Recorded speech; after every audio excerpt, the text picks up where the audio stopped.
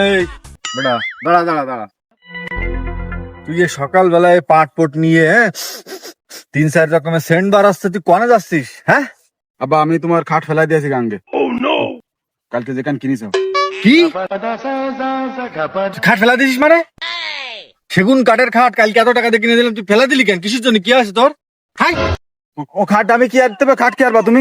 ও খাট কোনো লাভ নেই, খাট আমি ফেলাই দিয়েছি। খাটটি কি হবে? অত বড় কান খাট 4-5 জন শুতি পারে, ও আমার ঘরে একা হয় না, হয় না। তো তুই ফেলাবি কিসের জন্য? আর তুই যে কলি যে বড় খাট লাগবে, এখন খাটের জায়গা থেকে যাচ্ছে, তো ফেলা দিবি মানে? আবার গরম দিলে কোনো কাজ হবে না, তুমি আমার গরম দিয়ে দমাতে পারবে না কোনোদিনও। যে কয়খান খাট কিনে দেবো সব ফেলাই দেবো আমি। কোনো আবার তুমি কি বোঝো না? তুমি আমার সাথে, আমি কি তোমার পেটে হয়েছি নাকি আমার পেটে তুমি? কি একটা তুমি বোঝো না?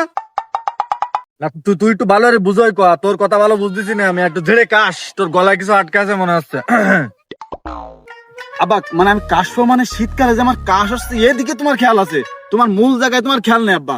মানে তুমি আসছে, মানে তুমি বড় হয়েছে, আমি যে আর 2 দিন পর তোমার চেয়ে বড় হয়ে যাবো, তা তোমার কোনো কি জ্ঞান বুদ্ধি আছে যে আমি কি করতে চাচ্ছি? মানে আব্বা আমি আসলে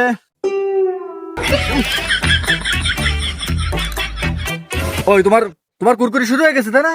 শীত চলে আসে আর তোমার কুরকুরি শুরু। এই যে বড়ি একে আমার, তুই বড়ি বানাস কি তুই? একে আমার পুরা বিয়ে দি? হ্যাঁ, এ বেশি তোর আমি বিয়ে দেবো, সেই চিন্তা ভাবনা করে রাখছি। আব্বা এইবার তো তুমি সে আসল ছাড়ে কোপ দিছাও। আমি আবার কৃষি ছাড়ে কব দিলাম? বিয়ের ছাড়ে কোপ দিছাও তুমি। আমি তো এইটাই এতক্ষণ ধরে বুঝাচ্ছি শালার আব্বা। ও তাই?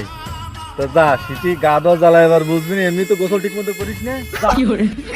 এই বাদু, আমার আব্বা রাজি হয়ে গেছে। এই এর আছে